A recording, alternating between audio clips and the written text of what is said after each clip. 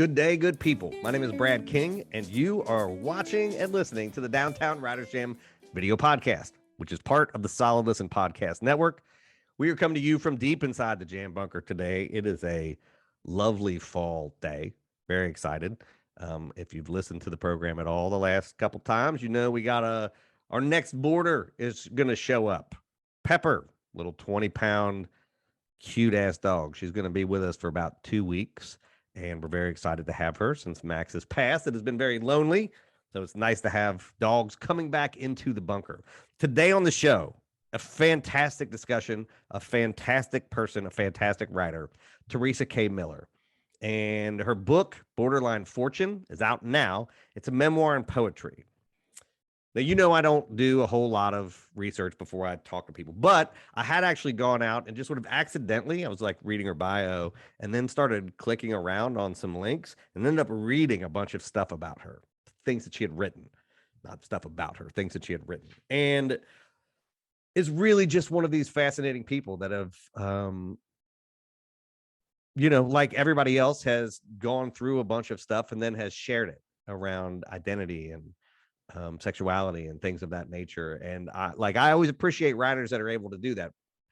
We also had a long discussion about therapy because, as I always reference on the show, Allison Wood said, writing is writing, therapy is therapy, right? And so we had this long discussion about mental health and finding your space and sort of telling stories and doing that in a healthy way. And how do we sort of move through the world? And do we try to affect big change or little change? And how does that work? And how does that fit into your writing? It was just, literally we hit record and we're like, well, let's go into the deepest depths of all of our stuff.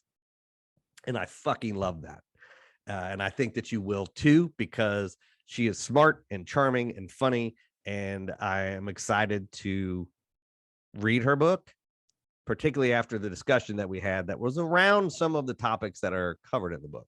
So this is their second full-length poetry, Borderline Fortune. It won the 2020 National Poetry Series by former California Poet Laureate Carol Musk Dukes. And we talk a lot about that because this was a defining moment in her writing. She graduated from Barnard College and the Mills College MFA program. She's the author of SPED and Forever No Low and the co-founder of Food First, selected writings, not co-founder, co-editor of Food First, selected writings from 40 years of movement building. Originally from Seattle, she is up near Portland, and she runs a mini orchard up there.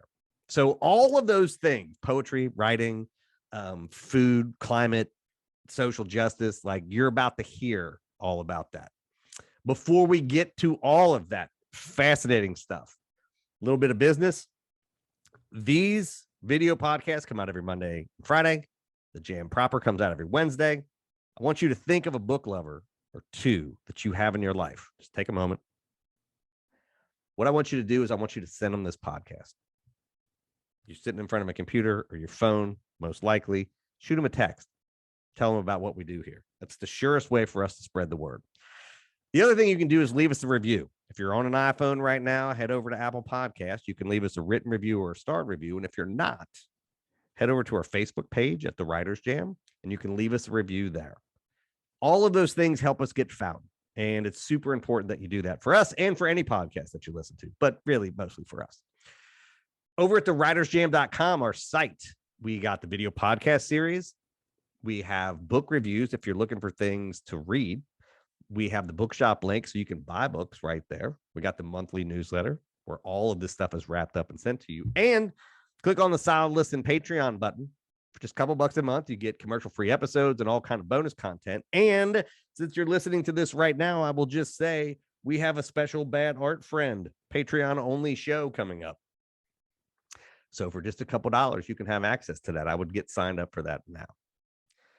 Okay. Well, I appreciate you guys coming here, spend a little time in the bunker just with me today, soon with me and Pepper for a few weeks. Hope that you're doing well. Get your ass signed up for the booster. And if you haven't got the original shots, go get the shots. Take care of each other. Winter's coming. Get the flu shot too. Just get rid of all of this shit if we could, so that we can all go back to regular life. But for now, I hope you will sit back and enjoy the next 30 minutes or so of my conversation with Teresa K. Miller. Yeah, I'm just south of Portland, Ish. so we're in the unincorporated Clackamas County. So Portland is 3 counties, and we're sort of just outside the city limits in the southernmost county, which was on purpose. But yeah, it's an interesting little area we live in, and it's been pummeled by climate change, especially in the past year. Oh, We had really? the Oh, wildfire evac zone, and yeah. then historic ice storm. So we didn't have power for 6 days. Some of our neighbors didn't have it for 12. And then we had the heat dome. So it got up to 116 degrees, which is not a thing in the Pacific Yeah. Northwest. No So shit. yeah, we've had ringside seats to that, which is, disturbing. But Yeah, that's crazy because Portland was always one of my favorite places. And were yeah. you guys part of that like red sky fire stuff? It looked a little different up here. Up here, we were just basically in the middle of a smoke cloud. So I think it was actually, in San Francisco. I mean, I'm not saying that the AQI was great there, but it was a little higher up. And so there was Yeah. still some visibility. We were just literally in a big gray cotton ball. So the AQI, the scale technically goes to 500, and some of the local monitoring were saying 651, which is like not even a normed number. That doesn't even mean anything anymore. It just means like get out, except Yeah. there's COVID. So where do you go? Because Yeah. at that time that was, pre-vaccines. And so it was just like, I guess we sit in our little fish tank with our, windows plasticed off and hope the rain comes. And it That's came like in a week. So thinking about the Pacific Northwest. Like, if people haven't never been there, like, I mean, that's like the outdoor bastion of the country, right? That's where you go for the mountains. You sort of got everything, and you're close up there to Canada. Whistler, you can get up into that area. The idea of that being engulfed in that crazy stuff is unfathomable. I mean, it's not because we've known this is coming, but like, it's yeah. also like, how is this not freaking the fuck out of everybody? Yeah, it was really, really hard. And I mean, I'm speaking of the trauma theme. It's like it was so traumatic that actually the county made Facebook posts. There was like a Facebook campaign on the year anniversary of the wildfires where they had, little um, infographics or whatever saying like it's normal to feel trauma on an anniversary like this, and like here are numbers you can call. And I get it because we went and stayed sort of like glamping with some friends in southern Washington, and my friends started a campfire, and then people in a site near us had a campfire, and their campfire kind of blew onto us, and I literally had my shirt pulled up over my mouth and was like having a panic attack until I realized like, oh, it's just a campfire. But my body remembered Yeah. like this is really dangerous. This is not good, Yeah. So This is, I'm sure you've read The Body Keeps Score. Yeah. Like, Yep. it's, my therapist made me read that. And like, and it's one of those, like, there's some science behind it, but it's one of those things. As a science and technology writer, initially, I was like, I don't know if I need to, I don't know. And then I started Yeah. reading it, and I'm like, okay, so I get the science, but I also know what you just said is that there's some shit happens that clearly triggers, like actual trigger, not like trigger Yeah. warning, like an actual trigger that makes that all of a sudden it's like, oh, the dragon is here and I got to Yeah. do something about that.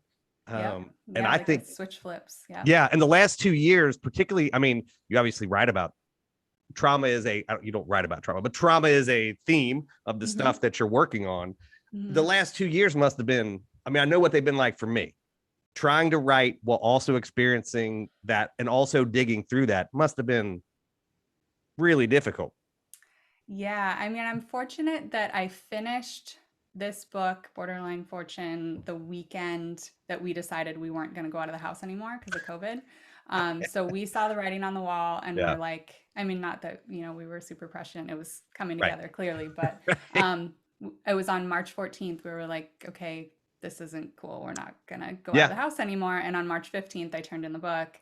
And then, I found out over the summer that it got picked up. And thank goodness for that timing, because the intervening, 3 months before I found out I was a finalist for the National Poetry Series were just basically me doing a merry-go-round of news websites and like Twitter and just like, has anything changed? Has anything changed? Are we Yeah. safe? Has anything changed? And it's this loop that can't possibly be completed because nobody knew, right? We were just Right. like in the great unknown. So yeah, I don't know. How did you deal with But that? I it's mean, the loop. I've talked about the loop on this show so many times. Like, that's a hallmark of trauma, yep. right? You get in that cycle. I mean, I was a news person, and I was a tech news person, and a science news person. So I spent the first like, I knew in December, like, I had friends, I got a lot of friends in Europe, and they were like, oh, it seems like a thing. Mm-hmm. So then I just started obsessing. And then we got this fucking guy in office who, is like swallow the sunlight and shit like that. And I was like, oh my Yeah. God, like, we're in end times. Yeah. And I finally had to stop and just say, I can only watch the news in the morning for like a half hour just to see what's going on. I turned off all my notifications because I'm like, there's nothing I can do. There's nothing I can do. Right. And Hmm. so immersing myself in that was going to Yeah. stick me in a loop when you can't leave your apartment. I had an apartment at the time. Like you just can't, like, there was no way to create. There was no way to write. There was no way to process it for me because like this is unprecedented. Yeah, yeah. There's that word, right? It's applied so many times the last couple of years, but it's very true. Yeah, because so much of, at least for me, like in trauma therapy and like when I try to write and when all that stuff happens, being able to attach, I do EMDR, being able to attach it to previous things, being able to place that feeling is paramount to being able to reduce the stress. Hmm. What do you What the do? fuck do you It's do when you got a you president just that's like drop in. swallow sun? Yeah. And you're like, well, 700,000 people died and half the country is like, Yeah, like, I yeah, don't know. I don't know how to process that. yeah, yeah. It's been really amazing. I think, I've very consciously refused to fall into cynicism, but it's super, super tempting, right? And just trying to figure out how do you stay part of the collective and keep doing things that are good for the Mhm. collective, but also have come out of this with more of a sense of like, at the end of the day, I'm the only one who's gonna look out for me, like really, really look out for me. And that doesn't mean that I'm gonna go to Costco and buy, 10 pallets of toilet paper so nobody else has any. Like Right. that's not taking matters into my own hands. But I think as my partner and I have made decisions around like what's safe and what should we do next. And, here's what the CDC says, here's, what Yeah. people are doing around us. Like there, at the end of the day, it kind of dispelled this illusion of like, oh, there's some other greater social safety net that might step in if the chips are really down. And it's like, maybe, Yeah. maybe not, I mean, you know? we were talking about what we owe to each other, the Scanlon book, just because of what I was reading about your book. And, like, I don't know how old I'm like 49, right? I'm about to be 50. Yeah. So I'm like square in Gen X. And so to me, it's always been about the neighborhood. It's always like, I can't control anything other than like my neighborhood and make sure that I can help my neighbors when they need it.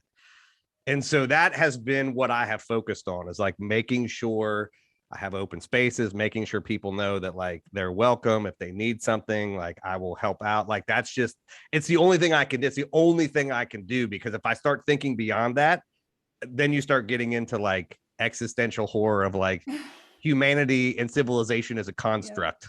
Right. Like, Yeah. Yeah, I hear that for sure. Yeah, I'm an elder millennial, right? So I, kind of had yeah. both worlds. My partner's Gen X. But yeah, I feel that. I think I grew up a little bit more with the illusion of, or I don't know, I'm not sure if I'm ready to say it's totally an illusion, but of systems change. And I've worked for advocacy organizations and I've Yeah. done nonfiction writing around pulling big political levers and really changing systems and not just sort of tinkering around the edges. But I have found I need to do both. Yeah. So it's like I need to keep pushing because there's stuff that needs to change. And I don't want to say that I just sat back and let it not change.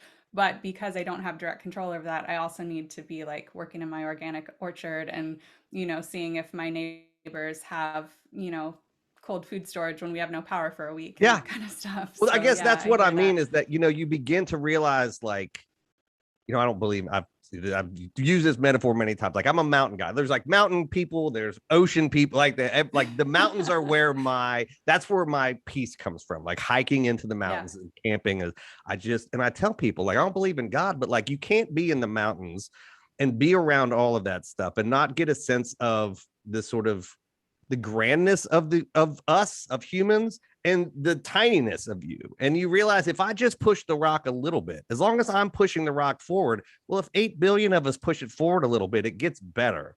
Right. Yep. And that's sort of when I talk about the neighborhood, that's sort of what I think. Like, yeah, Yeah. we advocate for things like, I advocate for a lot of different stuff and I do different things than you. But at the end of the day, I'm like, if I can help the 4 people here do something, Yeah. it's that old commercial, right? Like, and they do 4 people and they do 4 people. And that's where the change comes from. And I know I won't see it. Hmm. Right. Like that's sort of And that's a hard, like, I don't know, that's a hard thing to come to grips with, because I'm assuming you're like me. When you were young, you were like, fuck it, burn everything down, we're going to change the world. And you're like, oh, the world punches back. The world does punch back. Yeah, it's really interesting. I do think I had a sense of like, well, if people just had the information, like people just don't have the information. And I think what the, so-called post-truth era has shown us is like, no, people fully have the information and they want to thwart, you Yeah. know, that kind of progress. And so it's like, oh, okay. So and one thing that's been nice about living in Clackamas County and, leaving the Bay Area, I mean, it's been hard because the politics are very different here, but it's also been real because, Right. it's a purple county. And so I often joke that it's where the libertarians meet the bohemians. So there are people like us who come here because we're artists and it's more affordable and, Yeah. have a big organic garden and whatever. And there are people who come here because you can have a bunker and store a lot of guns. Yeah. And we all got to be neighbors and coexist, and sometimes it goes better than others. And I think some of my friends in Oakland or whatever would be like, oh gosh, why would you ever subject yourself to that? But I'm also like, well, we're all sharing this world regardless. Yeah. So I would, again, the idealism, but I would love to find a way like not to enable any of the really heinous stuff, but Sure. there are points of overlap where it's like, we're trying to live our lives, and there are people out there where they believe differently than I do, but they're also not trying to actively undermine my well-being. And so maybe we can have some sort of coalition, at least as neighbors. We Yeah. found I mean, Bell Hooks points has of made a overlap. career out of writing about this kind of stuff. Like, I mean, she's from a few counties over from where my family grew up. So like I grew up reading, like that's the whole, like her whole point, right? Like I was talking about this on the show the other day. Like she wrote a book called Belonging, which is about growing up. I don't know if you read it, about growing up in this small Kentucky town. I mean, she teaches in Kentucky, right? Mm-hmm. And talked about sort of the racism and sexism of small town, right? Where like it's personal.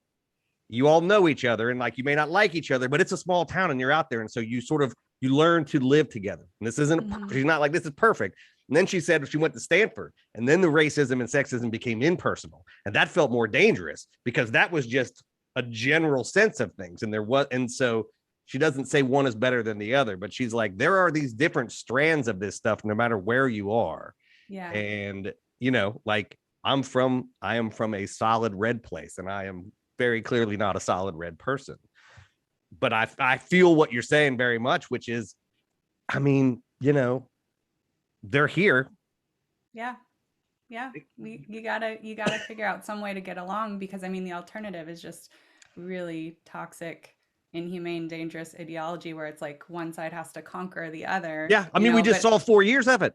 Yeah, yeah. And I think people think like, oh, well, if the reverse happened, if like blue conquered red, then that's good. And it's like, no, I mean, you would have more Medicare for all and do better with the climate and all that kind of thing. But the dehumanization, if you really think you just want to conquer half the country, because there are fringes on the edge who are trying to overthrow the Capitol and whatever. And it's like, that's not cool. And we need to, that's not who we're talking about. Yeah. The judicial system needs to take care of that. Like, I'm not defending that in any way, but just, there are all these shades in between, like I said, of people who aren't being violent toward each other and they disagree. And it's like, unless you're proposing that just half the country needs to disappear, we're going to have to figure out how to get along.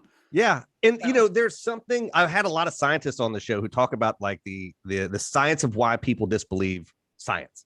And it's not, I worked at Technology Review at MIT, and like I was writing a lot about lefties denying things like, and we may disagree on this, but the science of like the safety of nuclear power and GMOs, right? Like not the intellectual property, not the stealing of stuff from farms, but like and it's like everybody picks and chooses the science that they don't like. And there's reasons for that, right? It's based on identity. It's based on, sort of the structure, the social structure that you're in, all of these kinds of things. And the thing that they told me, I've had 3 different scientists tell me what they found was the people that are most likely to convince folks that what their beliefs are wrong, meaning if I'm like, hey, COVID's not a thing, is your family physician. People that have long-term relationships with their doctors will listen to them over all of the other stuff. And I was like, well, if ever there was a case for Medicaid for all outside of just the basic humanity of like, nobody should worry that they're going to die, If we Right, know the right. people that are most likely to help you make good decisions in life as a doctor, let's make that shit happen.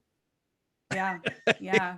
Yeah, for real. Yeah, we're reaping a lot of what some people knew we were sowing and some people just didn't want to think about. So yeah, it's been a really interesting ride Yeah. the last. And so Borderline Fortune is out now. And like Mhm. it is well, you tell me. I was going to tell you what I thought it was about, but what's it about? Like what's the through line? What's the thing that ties all of these together?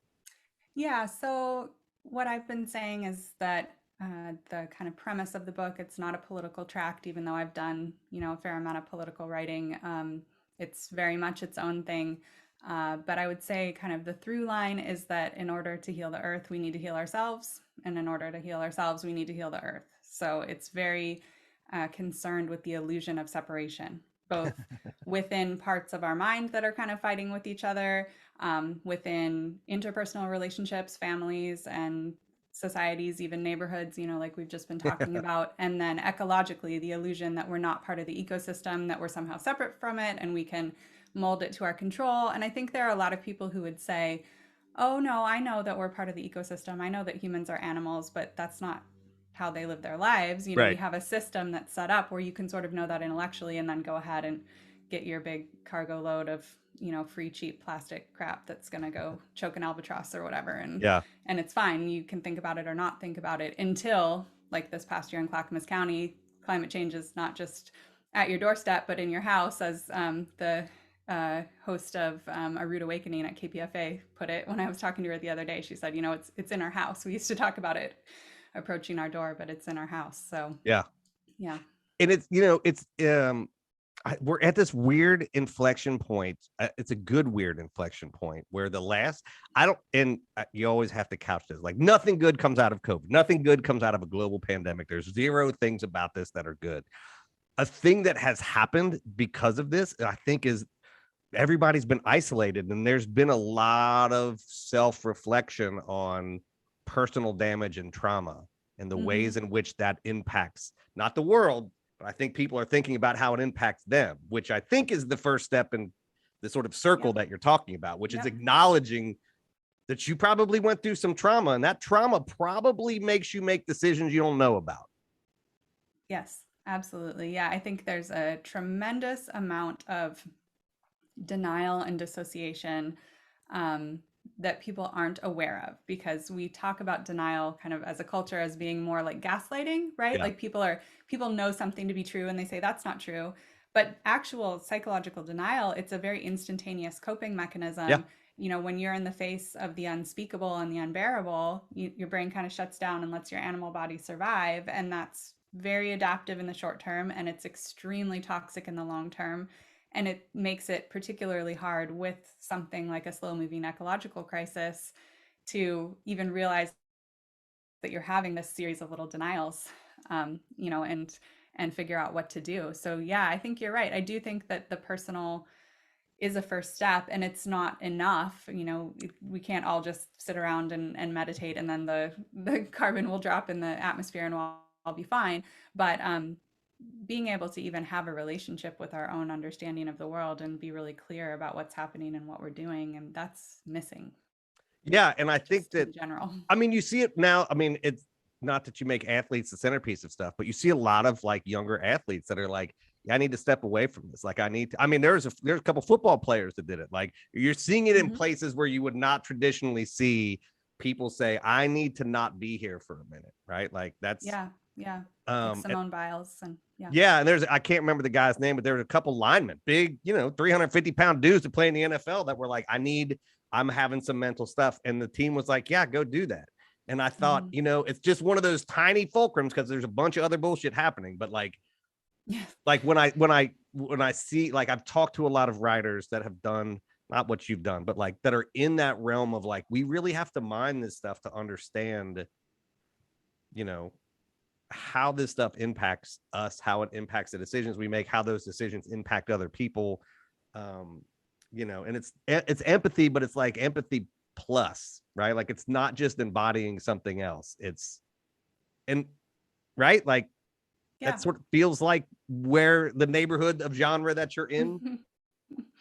Yeah, yeah, yeah. I think it's that seeing ourselves as part of a web instead of just this little, sort of submarine going through this Yeah. moviescape, and we can just do whatever we want and just, be passive consumers of what's happening with others. But like, oh no, really, when you're hurt, I'm hurt too. Yeah. So how, Yeah. when you sit, I rarely ask literary questions because you're a writer. Like writing sucks. The process is terrible. Like there's nothing fucking good about it. There's nothing other people can glean from our procrastination on doing a thing. But I am interested in, because I've talked, I've interviewed lots of folks who have written personal things that like Hmm. that are directly from their person, not like, oh, who's that person in your book? Like that are Right. literally like their story or that come from this. How much how much work in therapy did you do to sort of because for me, I wrote it first and then I ended up in therapy. And then I know other people that were like, no, I needed to process it first. And then I came out on the other end and was able to mine it. Or was it, yes? Yeah, so it's an interesting question. I mean, there were, a series of smaller traumas that happened to me growing up just because of stuff that was going on in my family. And then kind of the big trauma was when I was 23, my dad was killed. Yeah. A teenager was street racing in Seattle, and my dad was out for a bike ride, and this kid decided it was really important to get in front of a semi truck, and so he intentionally drove up on the bike path and hit my dad and killed him. And that's when I was in my MFA program. So that was kind of the big thing, and that's where, like, my experience of EMDR and that kind of thing came from. Is that when you Because started that? yeah, because that's kind of when it's like, you gotta, that's like a pretty big flag. That's not Yeah. just like, I don't feel good. That's, Yeah. my whole sense of safety and how the universe works and everything was just gone. So that was part of it. I would say a really big piece that led up to this particular book, though, interestingly enough, I think, was through a holistic uh, voice training. So I work with a voice teacher who talks about authentic voice, and um, it's very much about not just physical posture and physical technique, but also what she calls metaphorical posture, and how we are in the world and whether we feel comfortable standing up and speaking, because it's very dangerous, right? I mean, even what we're doing right now, Yeah. like if you would have asked me 10 years ago, like, do you want to go speak to a stranger extemporaneously on video and then he'll just like put it out there however he wants? That's like absolute worst Yeah. nightmare. Like, give me a root canal without anesthetics, because speaking extemporaneously and then having it recorded, like, absolutely not. Do not want that under no circumstances. But this process of working with her has been really amazing. I went into it partly because I just, doing public speaking and whatever, doing readings, I felt like, oh, I always have all this vocal fry and I don't know what that's about. And then also I had been a singer when I was younger, and but I always thought I was an alto and I had this very small range. And after like the first time I met with her, she said, "No, you're a lyric soprano." And I'm like, "Ha ha ha, that's cute." Like I thought my high note was an A above middle C, and she's like, "No, no, no, you have another octave and a half. Like watch." And I was like, "Okay, whatever." Now Sure you're enough. there. Yeah. Sure enough. So, I mean, that was a huge part of it, to be able to be in your 30s and think, I mean, how personal is your voice, Yeah. right? And think what your voice is, and have somebody be like, "No, you're more than that. You're trapping yourself and you don't have to." And so, honestly, that process was huge to this particular book, even though the book isn't about learning how to sing, Yeah. but it certainly is about learning how to stand up and be like, "I can speak too. Yeah. I have a story too." It's like you listened to this. I know you haven't, but it's like you listened to the show. Literally yesterday's introduction, I had Jan Beatty on, and we had this really. I mean, she wrote a book called American Bastard about her adoption, and we had this really hour-long deep conversation about addiction and recovery and trauma. And I said in the introduction, like, people don't understand how fucking scary that is to do. I've been doing this for 21 years, and like it's still like there are days that I'm like, there's some shit I'm not going to say on the radio or on the Yeah. show. Yeah. You sort of start to get out of that when you begin to discover, like, this is my story, Mm-hmm. but it's a Yeah, fucking journey. It's a it is. and it's a Yeah. it's it and so that's fascinating that it takes you, because I was 40 when my life fell apart, and I've told people it felt like all the shit that I'd been pushing down like finally got here and it was like nowhere else to go. And one day everything just broke in me. And then you make a choice. Like, do you put a gun in your mouth or do you go to therapy and fucking deal with it? Like, Yeah. there's not other choices. Right. And so I got dragged into it, thankfully dragged into it. And that, so I get that, right. That like Hmm. finding, and I think learning to sing is because it's physical, right? There's a physical nature to the release of your voice, of Yes. your, not your singing voice, but your voice, Hmm. right?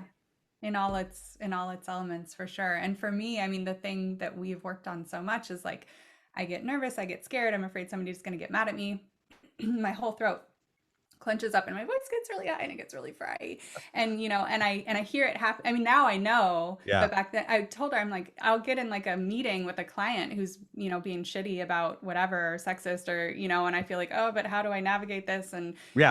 and suddenly I'm like laughing and doing all this, and she said, yeah, no, that's normal. That's your animal body is responding to Yeah. threat. Survival And instinct. Yeah. yeah, totally. And it's possible to become conscious of that enough that you're not going to not be nervous, you're not going to not be scared. It's scary to assert yourself, and it's also possible to do it anyway. Yeah. So I, yeah. I have to do like, I have a 5-second breathing thing. It's like, just stop everything and just breathe, like feel your body. And like, it's amazing how much that brings down. I call him the dragon, right? Like the dragon is like ready to fucking burn everything down. And I'm like, Mm-hmm. this is not you. That's lizard man, right? Yes. Yeah, Um, literally. and it's crazy, right? Like it's crazy when you start figuring out that that isn't how you are. That is how you were made, right? That is how you were shaped over time, Mm-hmm. right? Yeah. Yeah. And so how freeing must it have been to write this? I would start with terrifying. I think ultimately freeing, but yeah, definitely terrifying. And it's funny because my first book, Sped, I had submitted different places, and like it was a finalist for the National Poetry Series and it was a finalist other places, and finally it landed with this little press in San Francisco that does amazing book design, amazing editing, called Sidebrow. And but it was a process, right? So it was like multiple years. And then I had a manuscript after that, and I had grand designs like, oh, it's going to get published in 2 years, and I have this whole plan for myself. And it's in a drawer right now, not because it's bad, but just its time hasn't come yet. So then I worked on this one, and I wrote it in less than a year. And like I Wow. said, I submitted it on March 15th. I had just finished it that weekend. And the first place I submitted it was the National Poetry Series. And then 3 months later, I was literally in tears with my partner, being like, my writing's not going anywhere. I should just quit. This is too painful. And 6 days after that, I got the email saying I was a finalist. And so I was like, okay, the universe is telling me, like, keep going. And I've been a Yeah. finalist for this before, and like, I'm doing well. And then the day after my birthday, I get a call from the former poet laureate of California being like, hey, your book won. So there was part of me that's like, this is amazing. This is my lifelong dream. And there was part of me that was like, oh shit, I was supposed to have like 5 years of slogging where I could really become comfortable with Yeah. this book. And so yeah, there's not a feeling of safety. It's a sense, you said the word freeing, and it's freeing in the way that like jumping off a cliff in a Yes. wingsuit would be freeing. That's what I mean. Yeah. Yeah. Yeah. No, it's, Yeah. we talk a lot about the trauma of success on this show too. Like nobody tells you what happens when I was at Wired in 1998, 28, 6, 26, writing for millions of people. I was not fucking equipped for that. There was nothing in my background that prepared me for that level of feedback, for that level of publicness. And I walked away. Like I had to. It wasn't working for me. And it was Yeah. because, like, what the fuck do you do when you hit the target? Yeah. Yeah. I don't know. Tell me if you figure that out. Like so far, Well, I it's just quit been everything.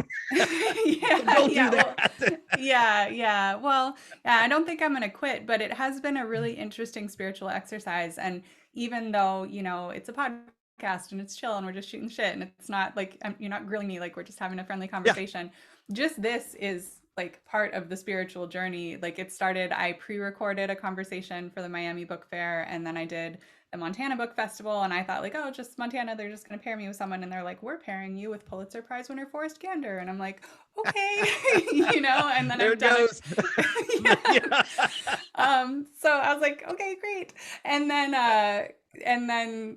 you know, I've done a couple recorded book launches and like a, you know, the Skylight Books podcast and stuff like that. Oh, And cool. each time it's a little bit more permission to be like, I can just be a human and I can show Yeah. up and, you know, but that has been the journey so far. But yeah, I mean, for millions, I guess the nice thing about poetry is even famous poets aren't that famous, Yeah. but millions of readers, especially in the social media age, I'm not actually sure Yeah. Well, how I else you fortunately could was do there in that. 90. I was just telling people the other day, like I had several 100,000 people that signed up to get my stories every day when they came out. And I am so thankful that I don't have that list. Like it Yeah. was, you know, like today I'd be okay with it because I've gone through therapy and I'm in therapy and I sort of have that sense of who I am and what I want. And I'm not this person that I was before, but fuck, like the trauma of success after you hit the mark is Hmm. the what comes next really starts messing with that voice that you find, right? Like, Yeah. you Yeah. know, because you And have to not try to then like, well, I got to make the next thing bigger. You got to just be like, no, fuck it. The next thing's going to be more me. yes. Yeah. Yeah, absolutely. I don't know what the alternative is because the thing is like all this stuff is so fleeting. Like I'm Yeah. very grateful for this award. It's a big deal. It's something I wanted for 15 years. And it's so fleeting. Yeah. Like, you know, this book tour is going to be over and then it's just going to be me and my cat in my study again, like trying to write something on a piece of paper. So I better love the writing part on the piece of paper because people aren't going to come every day at my door and be like, here's an award. Feel good Yeah. about yourself, you Or know? like everybody's not going to be like, oh my God, your writing changed my life. Like, yeah, that's great. But like Yeah. that's external, that extrinsic stuff is really for writers. It's why I designed the show this way. Like we don't do any of the marketing. I don't ask how you did shit. It's like, fucking if people knew that. Anytime people finish a book, novelists always tell me, I've never had a novelist say I know how to write a novel. They said I finished my first book and that then I knew I could finish a book. Mm-hmm. And then the next time I wrote a book, it was different. I may be a little better at it, but problems come up, the writing's not working, characters aren't doing what they're supposed to. Like there's just never a point where any of us are like, fuck it, I've nailed this. Yeah. Yeah. Yeah, I think it's true. And or if there is, then you know, then you're doing something very formulaic. And I mean, there are some niches in the industry where that's okay, you know, where you have the romance novel and you have to Yeah. meet the guy on page 30 and you know, but Yeah. for the most part, for the kind of stuff that people are doing who come on your show, it's like, yeah, it's going to be a new adventure But the next time. even So, that formulaic stuff, you have to do it well. oh, totally. Because Yeah. if Yeah, I, you know, I was there's like, still a craft to that. Yeah. yeah, I tell people I don't privilege any kind of writing on this show because anybody that Yeah. can do it and finish the project, like, you know, both my uncles they were carpenters. Man, I can't build shit. Right. So like You and me both. if you Yeah. do a book of poetry, like that may not be my bailiwick, but I can't do that. Like, and I Yeah. know what it takes to make that happen, which is Hmm. 15 years of being, you know, not miserable, but like, is this a thing? Yes, that's the question. Yeah, and I mean, I say that, and one of the hats that I wear is a ghostwriter. Like I ghostwrite nonfiction titles for you That's a know. good gig. Yeah, it's super interesting. I get to, you know, everyone is different, but yeah, even in that, even though there is more of a formula to it, and it doesn't freak me out the way writing creatively does, Yeah. there's still it's like you gotta draft a book. Yeah. You And know? like, yeah, and like you're a crafts person. So like, even if it's not the thing you want to do, I'm assuming you still want the thing to be good. Like you know what good is and you know what not good is, and you know it when it's Yeah, happening. yeah, Like yeah, the totally. misery of being a writer. Yeah. Yeah. And so much of the time you don't know. Yeah, I feel like there's a lot of like the purgatory too. Like Yeah. there like this is really good or this is really bad. And then there's just this is like, should I still be Yeah. Should I typing? just Should stop I this? yeah, should I go like do the laundry? Is this I yeah, always tell so folks like being a writer is two things. It's being a narcissist and saying, I have a thing to say that people should hear. And then absolutely being self-loathing, which is I cannot do any of this. yeah, yeah, yeah, yeah. And then hopefully there's some sort of like humble but curious line that you Yeah. tack between the two, and every once in a while you make something Yeah. meaningful. That's why And you have editors. Like, yeah. this is a little bit too much of you. Like, all right, for this. Yeah, fair enough. Good point. Yeah. Yeah, well, get me out of here because I thought that was fascinating. And they're like, only your mother thinks Yep. that's interesting. And maybe even she doesn't get it. So, Yeah, yep. only because she has to. Yeah. And like, there's some mothers that don't have to. So they may not even like it. Yeah. You are a goddamn delight. I am so happy that you came on the show. Oh, thank you so much for having me. It's been just super easy. It's like we met before or something. It's just, It's which shows you're good at your craft of interviewing. So, I told people like forever I wanted to be a writer, and then I realized I'm actually better at an editor. Like that's what I do best, and I'm a better interviewer than I am an editor. And I'm like, that's really depressing for a writer to be like, fuck. That's the third no, best thing I do. it's an art form for real. I mean, it's possible somebody trying to interview and it just falls flat and there's no conversation at all. So I'm very impressed. Thank you. Well, and it's, I think, that like most of my friends are writers. So like this is stuff that I do. And we talk about Venn diagrams on this program a lot. And there's something about being a writer that you come into a room, and if everybody else is a writer, it doesn't matter who they are, what their background is, there's like at least 30 to 40% that you begin with, right? That you feel like an outsider. You're always sort of trying to unpack things. You're trying to understand a question, and that curiosity and that sort of, not humbleness, but like that ability to be like, I don't know this. Somebody help me understand this. Mm-hmm. I think it makes it easy to talk to other writers because we're sort of used to like being uncomfortable, but also being interested in this sort of process of how a thing gets put together.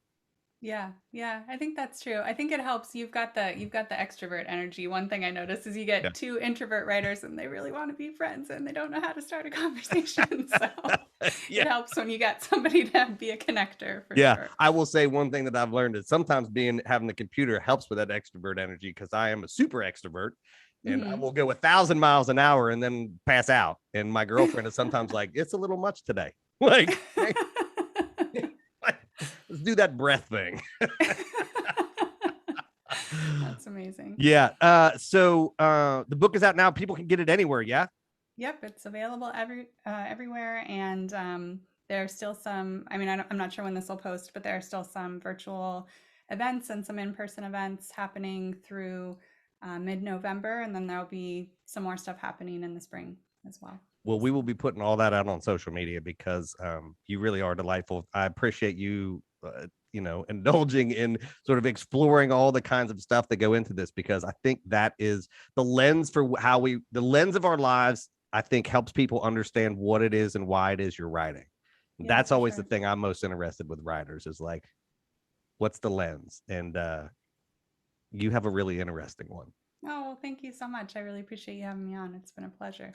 Yeah, and I hope we get to talk again soon in person. If everybody will take the vaccine, please. Yes.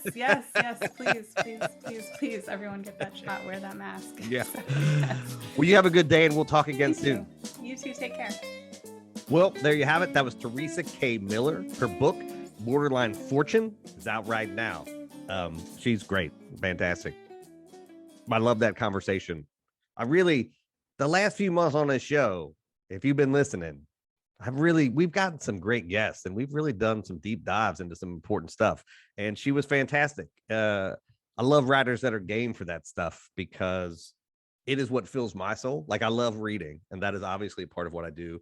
The writing, if you know, I've been struggling for a while to do that, but even just these interactions with people like her, just I get so filled with life when I'm done. So I hope that you enjoyed the program. Before we get out of here, a couple of reminders. Think about a book lover or two that you have in your life and tell them about this show. The easiest way for us to spread the word is for you to help us out. And since it doesn't cost anything to listen, maybe give back a little bit. It's the holiday season. And leave us a review. If you listen to Apple Podcasts, that would be great. If not, head over to the Facebook page at the Writers Jam and leave us a review there. Don't forget to check out all the other programs on the Solid Listen Podcast Network, including our flagship Mother May I Sleep With podcast with our host and Solid Listen podcast queen, Molly McAleer.